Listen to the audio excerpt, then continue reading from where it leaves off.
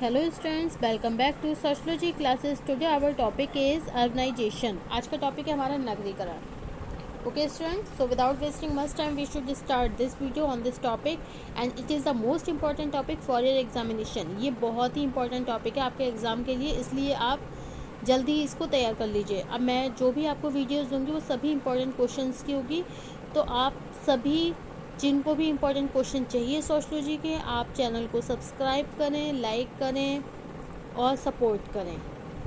Okay, तो ये आपका इम्पोर्टेंट टॉपिक है नगरीकरण, और आपका ये 101% आपका ये क्वेश्चन आना ही है। ओके, 100% आपका ये क्वेश्चन आना ही है नगरीकरण। So without wasting much time we should start this video on this topic urbanization. नगरीकरण क्या होता है? ओके, आज हम बात करते हैं नगरीकरण क्या होता है। नगरीकरण का अर्थ, ग्राम से नगर बनने की प्रक्रिया को नगरीकरण मीन्स शहरीकरण कहा जाता है। नगरीकरण का अर्थ इस प्रकार स्पष्ट होता है कि जनसंख्या के घनत्व में वृद्धि ही नगरीकरण की घोतक नहीं है। नगरीकरण की घोतक नहीं है, अपितु वहाँ के सामाजिक व आर्थिक संबंधों में परिवर्तन, अनौपचारिक संबंधों का औपचारिक संबंधों में परिवर्तन, प्राथमिक समूह का द्वितीयक समूह में परिवर्तन भी नगरीकरण का ही घोतक है। ओके, नगरीकरण का तात्पर्य होता है नगर और नगर से जुड़ी अनेक ऐसी विशेषताएं जो ग्रामीण क्षेत्रों की विशेषताओं से बिल्कुल भिन्न होती हैं। ओके, इस संदर्भ में नेल्सन ने भी ये कहा है कि नगरीकरण प्रायः बड़े नगरों में केंद्रित हैं और उद्योग की ओर उन्मुख है। दूसरे शब्दों में ये कह सकते हैं कि नगरीकरण एक सामाजिक परिवर्तन की ही प्रक्रिया है, जिसमें समाज धीरे धीरे नगरीय समाज में परिवर्तित होने लगता है। अर्थात नगरों की विकास की प्रक्रिया को ही नगरीकरण कहा जाता है। ओके,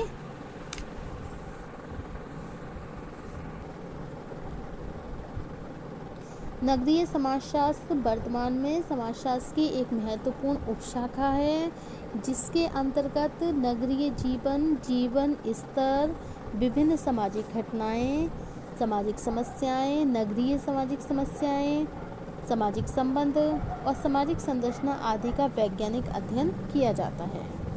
ओके, बर्गल के अनुसार अगर हम देखें तो नगरीय सामाजिक क्रियाओं, सामाजिक संबंधों, सामाजिक संस्थाओं पर नगरीय जीवन के प्रभाव एवं नगरीय जीवन के ढंग पर आधारित और इससे विकसित सभ्यताओं का भी अध्ययन किया जाता है।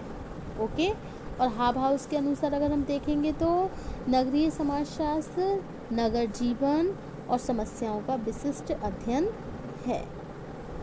ओके स्टूडेंट, सो एंडरसन के अनुसार नगरीय समाजशास्त्र के अंतर्गत कस्बों एवं नगरों में समाज और जीवन के ढंग का अध्ययन किया जाता है। ओके, तो नगरीय समाजशास्त्र के अंतर्गत किसका अध्ययन किया जाता है? कस्बों और नगरों में समाज और समाज के जीवन के ढंग का ही अध्ययन किया जाता है। नगरीकरण विकास की प्रक्रिया का ही एक अंग है और ग्रामीण क्षेत्रों में जनसंख्या का नगरीय क्षेत्रों में परिवर्तन आर्थिक विकास की दृढ़ कसौटी है।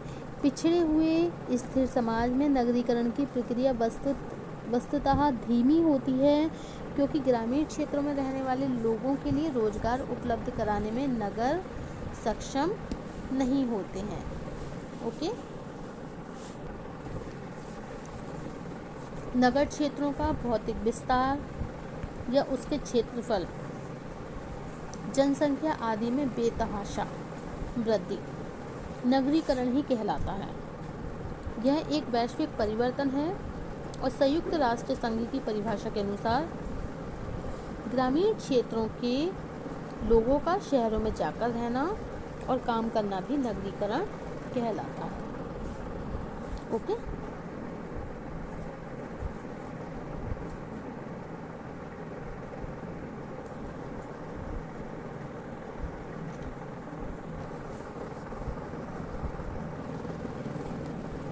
किंग्सले डेविस के अनुसार नगरीकरण एक निश्चित प्रक्रिया है और परिवेश का वह चक्र है जिससे कोई समाज खेती हर से औद्योगिक समाज में परिवर्तित हो जाता है। ओके, अगर हम श्रीनिवास के अनुसार देखें तो श्रीनिवास के अनुसार नगरीकरण से तात्पर्य केवल सीमित क्षेत्र में जनसंख्या वृद्धि से नहीं है वरन सामाजिक आर्थिक संबंधों में परिवर्तन से है। ओके,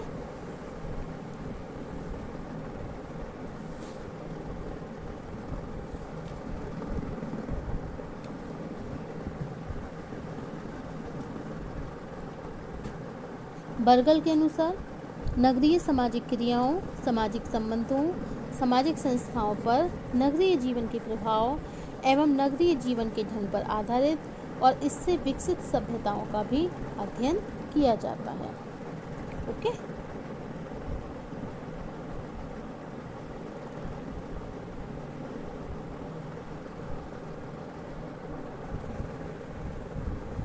ओके, नगरीय समाज नगरीय समुदायों से संबंधित होते हैं। नगरीय समुदाय की जीवन पद्धति, नगरीय जीवन, पारिवारिक व्यवस्था तथा सामाजिक संबंधों का विस्तार से जो हमने विश्लेषण किया है। यद्यपि नगरीय अध्ययन प्राचीन समय से ही एक प्रमुख विषय के रूप में प्रचलित रहा है, किंतु 16वीं सेंचुरी में 16वीं शताब्दी में इटली के जो विचारक थे जिनका नाम था गियोबानी। बच्चे कई बार ये जैसे मैं बीच में बोल देती हूँ कि कौन सी शताब्दी है, 16वीं शताब्दी, और इटली के विचारक कौन से हैं, गियोबानी। ये आपके ऑब्जेक्टिव क्वेश्चन में भी कई बार मिलते हैं। ओके, तो इटली के विचारक गियोबानी बोटेरो ने नगरों के व्यवस्थित अध्ययन को प्रारंभ किया था। इसके बाद पार्क तथा बर्गेस ने नगरीय समाजशास्त्र को आगे बढ़ाने का विशेष प्रयास किया और पार्क की एक पुस्तक थी जिसका नाम था द सिटी, जो कि 1925, तथा बर्गेस की पुस्तक थी the urban community that in 1925 के प्रकाशन ने नगरीय समाजशास्त्र को स्थापित करने में अपनी विशेष भूमिका का निर्वहन किया। ओके स्टूडेंट, और नगरीय समाज से तात्पर्य क्या होता है? ये आबादी के उस हिस्से को कहते हैं जो गांव से बाहर शहरी क्षेत्रों में निवास करते हैं। यहाँ जन घनत्व अधिक पाया जाता है तथा लोग गैर कृषि कार्यों में संलग्न रहते हैं और हम की भावना का अभाव और सामाजिक अलगाव तथा मुद्रा आधारित अर्थव्यवस्था भी इस समाज की प्रमुख विशेषता होती है। ओके, अब बात करें नगरीकरण की प्रमुख विशेषताओं की, तो नगर की प्रमुख विशेषताएं इस प्रकार से हैं। नंबर 1 है उद्योगों का केंद्रीकरण, बड़े नगरों में दृष्टिगोचर होता है। नंबर 2 है नगरीकरण नगर बनने की प्रक्रिया है। नंबर 3 है नगरीकरण की प्रक्रिया में नए नगर बनते हैं एवं महानगरों की उत्पत्ति होती है। एंड नंबर 4 है कम स्थानों में अधिक व्यक्ति निवास करते हैं। Okay, so these are the all characteristics in the urbanization. Okay,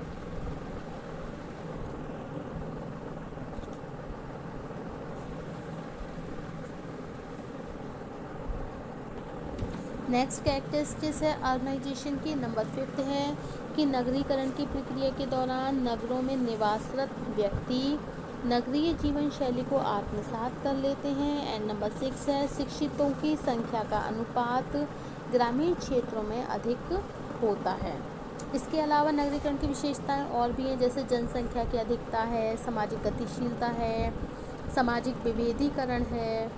आप ये पॉइंट में भी नोट कर सकते हैं जैसे कि मैं आपको बोल रही हूँ। और भोग विलास के साधनों में अधिकता है, भौतिक सभ्यता एवं संस्कृति है, एंड गैर कृषि व्यवसायों की प्रधानता है। Okay, so these are the all points in the characteristics of urbanisation. ये नगरीकरण की विशेषताओं के कुछ पॉइंट हैं और कुछ मैंने आपको डिस्क्राइब किए हैं। ओके, डिटेल में भी और नॉन डिटेल में भी। अच्छा, नगरीकरण से संबंधित कुछ समस्याएं हैं, उसके भी मैं पॉइंट आपको नोट करा दे रही हूँ, आप ये नोट कर सकते हैं। जैसे कि नंबर 1 है, नगरीकरण से संबंधित क्या क्या समस्याएं होती हैं। देखिए, प्रदूषण की समस्या होती है, ओके, मलिन बस्तियों की समस्या होती है, विघटन की समस्या होती है, पलायन की समस्या होती है, और क्या है, इसके अलावा भारत में प्रव्रजन के भी हम 4 प्रमुख प्रारूप बताते हैं। जैसे ग्रामीण से ग्रामीण, ग्रामीण से नगरीय, और नगरीय से नगरीय, और नगरीय से ग्रामीण। जैसे अपराधीकरण को बढ़ावा, यातायात की समस्या, विवाह के स्वरूप में परिवर्तन, सामुदायिक विघटन और बेरोजगारी की समस्या। Okay.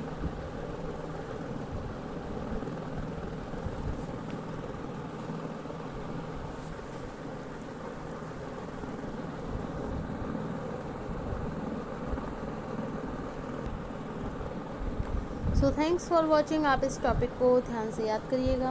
Thank you for watching.